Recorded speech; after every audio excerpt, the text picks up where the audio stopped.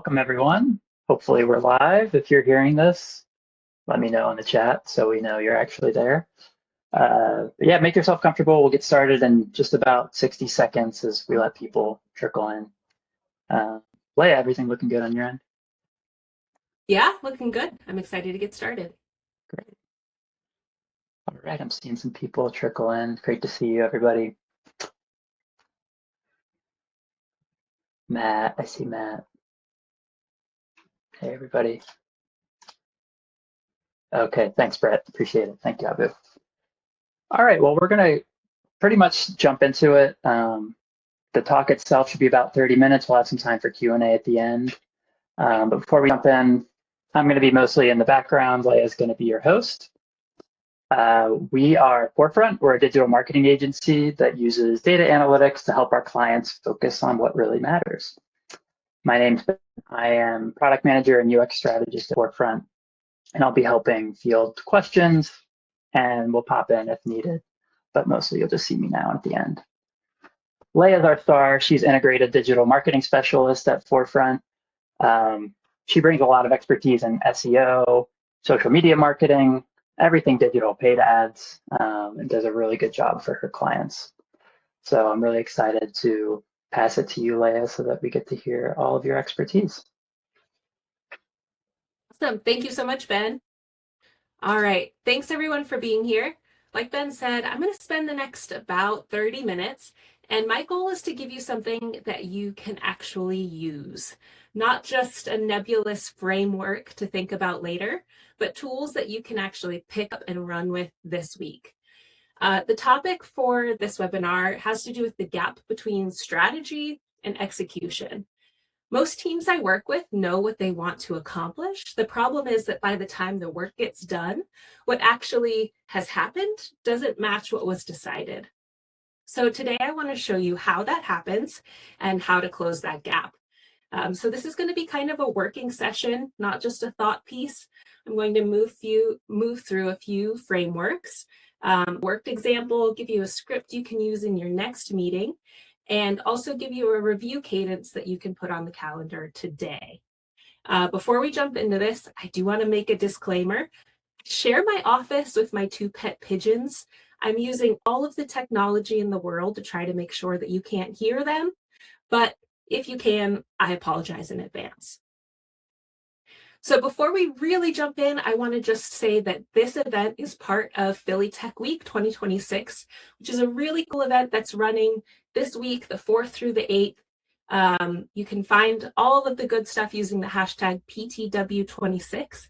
And I definitely encourage you to check out the rest of the programming for this week because there's some really good stuff and we're very excited to be a part of this day.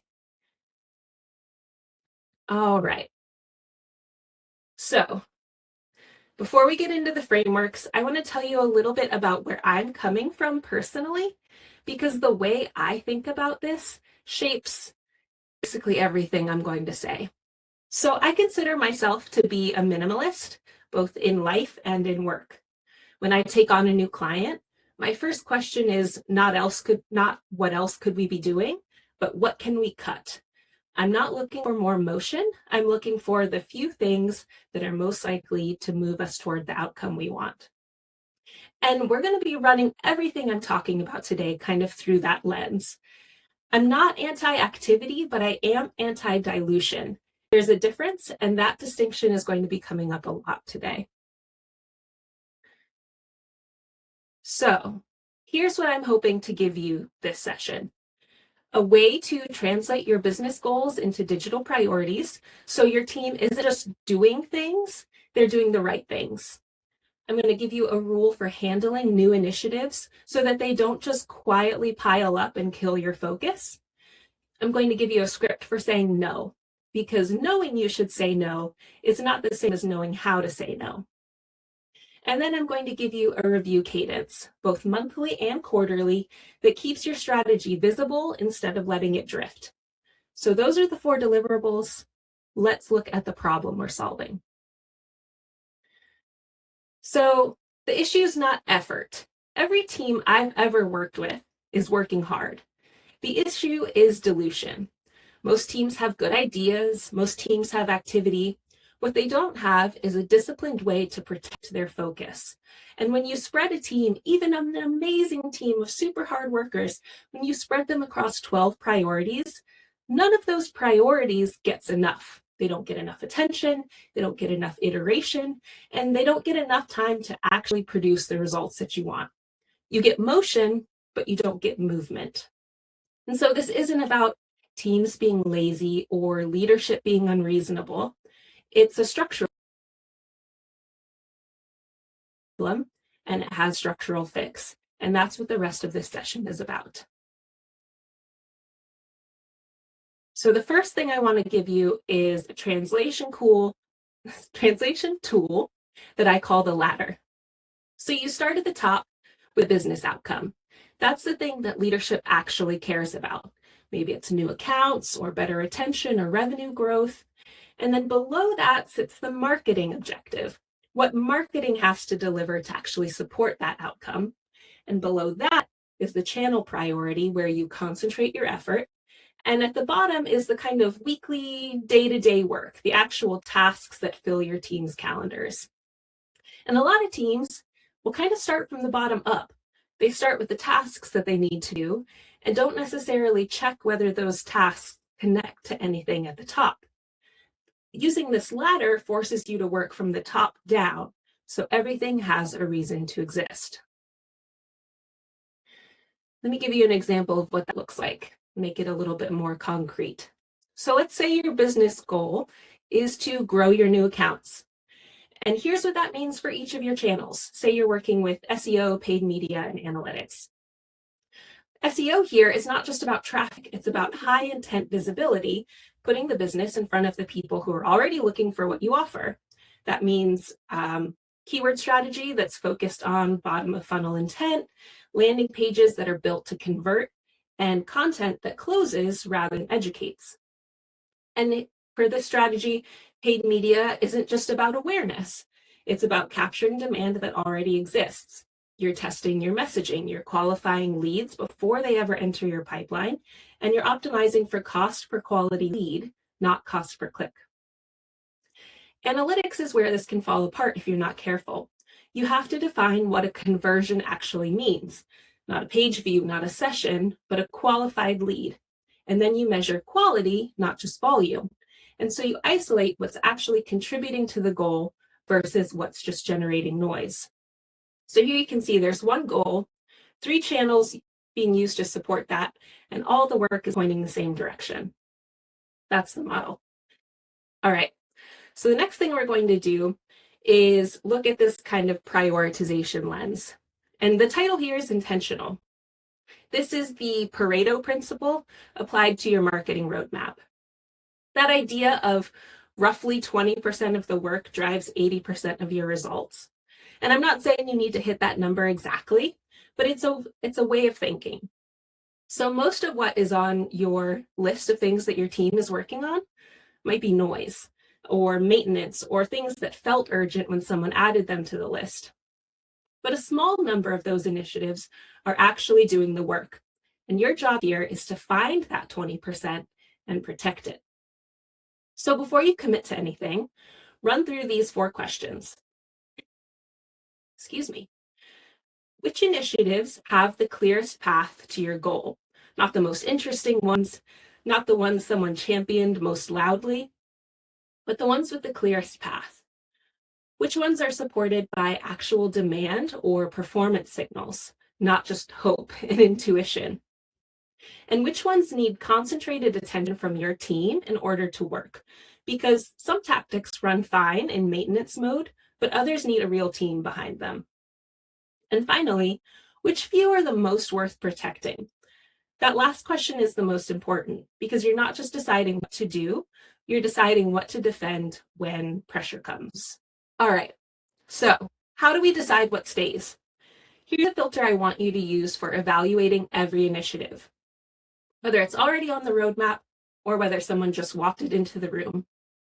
So first, does it clearly support your goal? Not just tangentially, but clearly. Does it have a credible path to impact? Not a theory, but a real mechanism grounded in something. Do we have the resources to do it well? because a thinly resourced initiative might be worse than no initiative at all. It burns your capacity without producing results. And is it more important than something that's already underway? This last question is where prioritization processes fall apart. Teams add things without removing anything. That means your list gets longer and everything slows down. So that yes needs to be earned. That's your operating principle. I want to pause here and make a quick point about language. So this is a pet peeve of mine outside of the world of digital marketing too. But it's really important that words mean something. And I think here, language is shaping how a lot of people think about this problem. So a little history lesson for you. The word priority entered the English language in the 1400s as a singular noun. There was no plural. The idea of having priorities, multiple, only started in the 20th century. But think about what that means. By definition, only one thing can be first. 10 things cannot be first. When we say we have 10 priorities, we've already lost. And multitasking has a similar history. The word first appeared in a 1965 IBM paper about computers. It was describing a machine's ability to handle multiple instructions. We borrowed it for people, but it doesn't work the same way.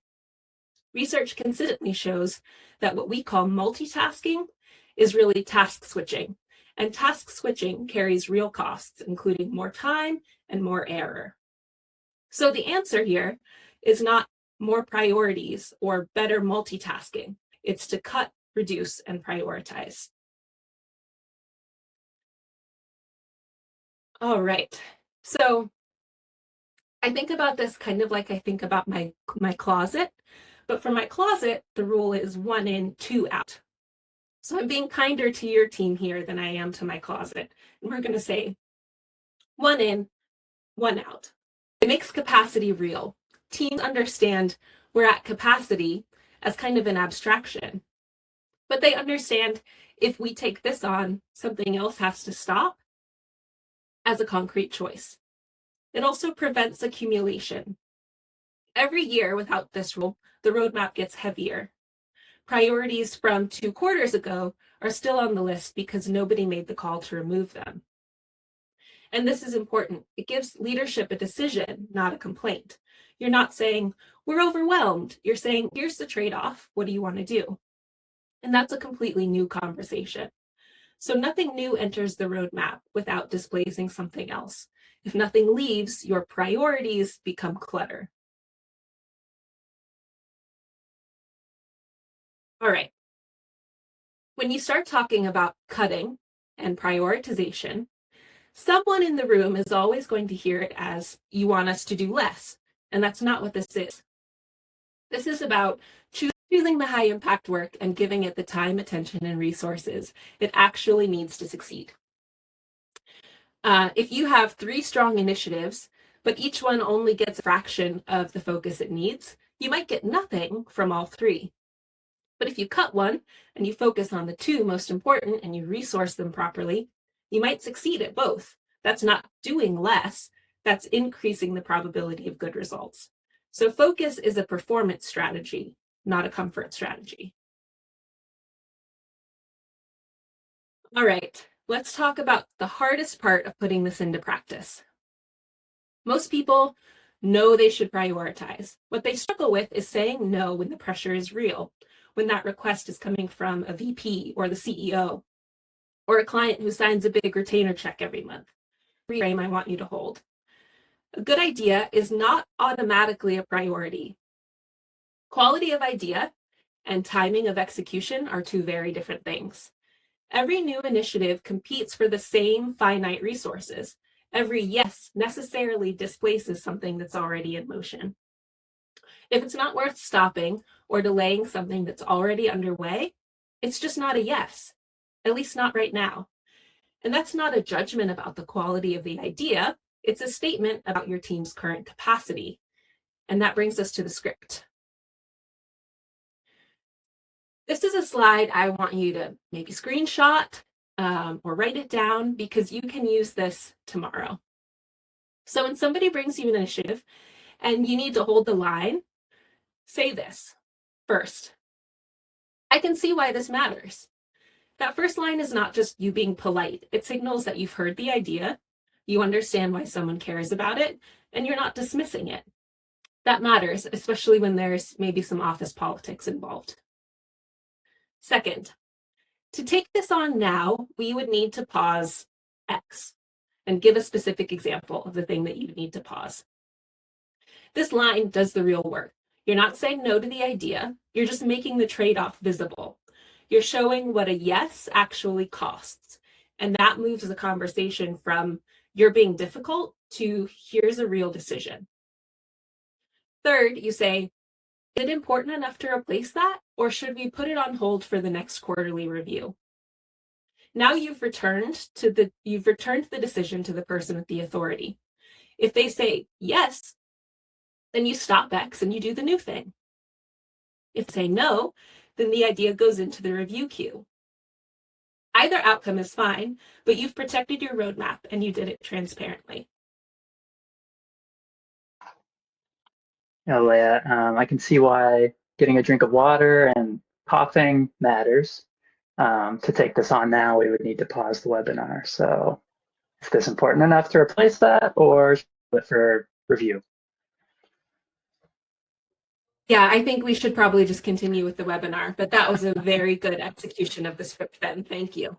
Thank you. All right. So we've covered how to set your priorities and how to protect them. Now I want to talk to you about how you and your team stay honest about whether they're actually working. And this is the part that honestly a lot of teams skip. They set the strategy in Q1 or Q4. They do the work and they find out next time it's time to set the strategy that maybe they've been off track for months. And by then, it's way too late to course correct in any meaningful way. The fix is simple. You build in the time to check your work. Not a big annual review, not a casual gut check, but a real structured cadence. And I'm going to recommend that you do this both monthly and quarterly. All right, so we've talked about how to prioritize, and now I want to talk about how to know if it's working. And you'll use this in both the monthly and quarterly check-ins that I was talking about. And there's a distinction that I want to draw between activity metrics and progress metrics. And I'm just going to pause here to plug and say that our last webinar was all about figuring out the difference between activity metrics and progress metrics. So if you want more information about that, my contact information is on the last slide. Shoot me an email and I'll make sure you get the recording and all of the materials for that last webinar. But we'll touch on it a little bit here too. So activity metrics count the things that you did. Campaigns launched, pages published, reports delivered. They're not progress, they're motion. Progress metrics measure movement toward your actual goal. Qualified demand, conversion quality, high intent visibility, spend efficiency. These tell you whether what you're doing is actually working. And I see this a lot where teams report on activity because it's easy to measure. It's easy to see, and it pretty much always looks positive. You can always say that you published something. You can always say you ran a campaign. But if qualified leads aren't moving, your strategy isn't working. And reporting on just activity hides that. So measure and report on what moves your goal. And like I said, we did a whole webinar on this. So get in touch with me if you want to hear more about that. So the review cadence, like I said, has 2 loops. Monthly is a reality check. You're not changing your strategy. You're asking, are the current priorities actually moving? If something is stuck, you fix it. If something has clearly stopped working, you stop it now and wait instead of waiting for 3 months. Quarterly is a strategy refresh. You're asking a bigger question. Are we still working on the right things? Are these still the right priorities? You do this because business conditions shift, or, Maybe AI chatbots are introduced and your whole industry changes kind of overnight. The quarterly reset is where you reconnect your work to the business outcome and give yourself permission to change direction without it feeling like a failure. So both reviews still lead to the same possible outcomes for every initiative. You either continue, fix, or stop. Those are the only choices on the table. So what happens in the monthly review? Here's how I recommend running the monthly review. And after the webinar, I'm actually going to send out a whole really cool resource that I put together that goes into this in more detail with an agenda and all of that fun stuff. But the monthly review is a meeting. It's not a memo. It's not an email. You're actually going to get your team together and you open with the goal and you read it out loud. That sounds silly and unnecessary, but it's not. It resets the room and makes everything else filter through it. And then you go through the active, maybe 3 to 5 priorities, not the full list of everything that you're working on, just the things that are supposed to be moving right now. And for each one, you take a look at the progress against a real checkpoint, not activity, and you name what's falling short, and then you make a decision. Continue, fix, or stop. And you don't leave the meeting without a decision for each of those priorities. This should take 30 to 45 minutes. And if it takes longer, you probably have too many priorities. All right. And then what happens in the quarterly reset? This is a bigger conversation. You're not asking, are we executing well? You're asking, are we executing the right things? And those are very different questions. So you start by going back to the business outcome and asking honestly, have conditions changed?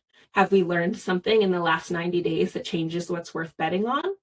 And then you review what produced real movement and what didn't.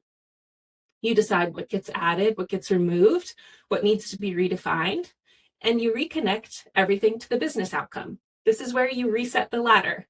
And this is how you avoid one of the most common strategy failures that I see, where the strategy that your team set in January is invisible by March, April, May. Here are some of the things that usually break this system. And I want to name them so that you recognize them when they're happening. So, saying yes just because the request came from someone senior. Seniority is not a prioritization criterion, and the script from earlier works regardless of who's asking. Next is keeping weak initiatives alive just because work has already started. That, my friends, is the sunk cost fallacy. And what you've already spent on something doesn't change whether it makes sense to continue working on it. Cut it. Mistaking activity for progress. You shipped something. Great. Did it move the goal? And refusing to cut anything because everything feels kind of politically sensitive. That's a really common one. And the one in, one out rule and the script exist precisely for that situation. So when you see these patterns, name them and work with your team to fix them. They don't go away on their own. All right, so I want to take just a minute to talk about where FourFront fits into this, because we've been doing this work with clients for a long time, like 15 years. And I want to be specific about what that looks like. So we help teams clarify which priorities actually matter based on performance data and competitive signals and what the business is actually trying to accomplish. We align SEO and paid ads and analytics work to the business outcome so that the channel decisions connect upward. We build reporting that supports decisions, doesn't just give updates, and we help teams course correct when strategy and execution drift apart. So to wrap things up, find the valuable 20% of what you're working on, make room for it, and say no to what doesn't earn space. Review it monthly and recommit to it quarterly. That's the whole system. It's not really complicated. What makes it hard is that every one of those steps requires a decision, and decisions require either authority or the willingness to maybe have a hard conversation. But the frameworks that I shared today are the scaffolding for those conversations. All right. So that's everything I have for you today. Thank you again so much for being here and for your time. This was a fun one to put together personally for many, many reasons. I want to shout out Matt if he's still here. Thank you so much for helping me make these slides beautiful. And I hope that you're walking away with at least one or two things that you can actually use this week. So I'm going to call Ben back on to help me close this thing out. Hey, Ben. Yeah, great work, Leah. And yeah, those are some good looking slides. I think we're allowed to say we're working with some friends at Myth, which is another Philly area agency. And this is kind of our soft launch of this new branding that we're trying out. I'm really excited about it. So if anybody needs to jump out, feel free. We won't be offended, but we do have some time for Q&A. We can go a little past the half-hour mark as well. We have one question submitted in the Q&A section, which I'll bring up, but anyone else has any lingering questions, drop them there in chat and I'll pull them up. Let me see if I can get this added to the stream. All right, so the monthly is about goals and the quarterly is about principles. Does this mean that each goal is attached to a priority or vice versa? Yes, so I'm going to say every initiative that you're working on is attached to a priority. So in that monthly check-in, you're seeing, are we making progress on these initiatives? Are we making progress toward our goal? Are the things that we're working on actually driving progress? So that's what you check on in the monthly. And then in the quarterly review, you're looking one or two steps higher on the ladder at your priorities. And you're saying, are these still the priorities based on market conditions, based on things that are going on in the industry? Are these still the things that we want to be focusing on? And those are probably things that you set in your yearly strategy meeting in Q1 or the previous Q4 and said, these are the things we're going to work on this year. But things change, industries change, new technology comes out, and sometimes you need to change your priorities accordingly. So those quarterly reviews give you the opportunity to say, are these goals, are these priorities still what we need to be focusing on in the business? And the monthly review is where you look at the kind of sub items, the initiatives that you're working on under each goal and deciding, is this working? Are we making progress? Is this moving us toward the goal? If not, is there something else we should swap in? Should we kill some of these initiatives so that we can focus more on the things that are working? I hope that answered your question, Deborah. Awesome. Yeah, that was a great question. Yeah, we don't have any others lined up. I'll ask one. If anybody else has something, drop it in. I guess I don't know if this is a fully formed question, but I'm wondering if you have thoughts, Leah, on like, why is this so hard? You know, because the process isn't that complicated, really. I mean, you've laid it out in a way that's really easy to follow, and that's not easy. But you know, the steps aren't rocket science necessarily. But for some reason, I think this is actually really hard. So, do you have any thoughts on why that is? Yeah, it's super hard, and it's because everybody's marketing team, everybody's team is busy. You know, I log on every morning, and there's 7.5 hours of work for me to do. And I do the work. And sometimes I think, is this actually like the most important thing that we need to be doing right now? And that's a trigger to reconnect it to your ladder. But everybody's team is busy. And so you come to work every day and you work on the work and you feel like you're making progress. But it's important to check back in and see whether the motion that you're creating, the progress that you're seeing, whether that's actually aligned to your business goals or whether it's just movement. Yeah, that makes sense. I hear this advice to people that own their own business where it's like doing the work versus like working on work, something like, so it's hard to make time for it, basically. Mm-hmm. Yeah, that's a great point. Okay, I see another question.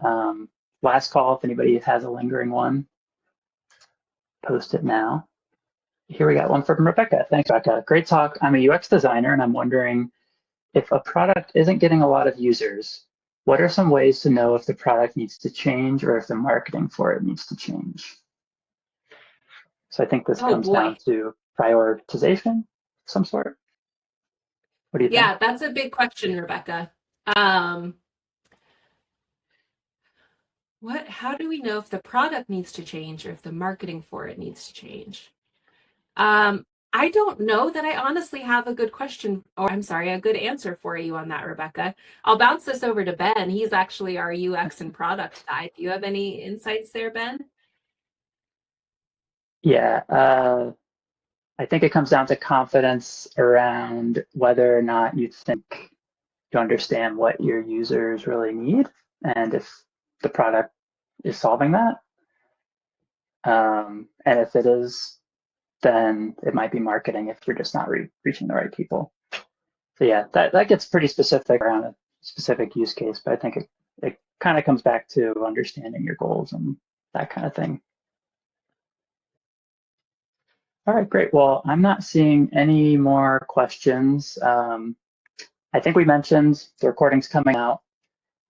We are sending a resource document. There was a question with slides specifically, Leah. Are you sending the slide deck along with that resource doc or just the recording?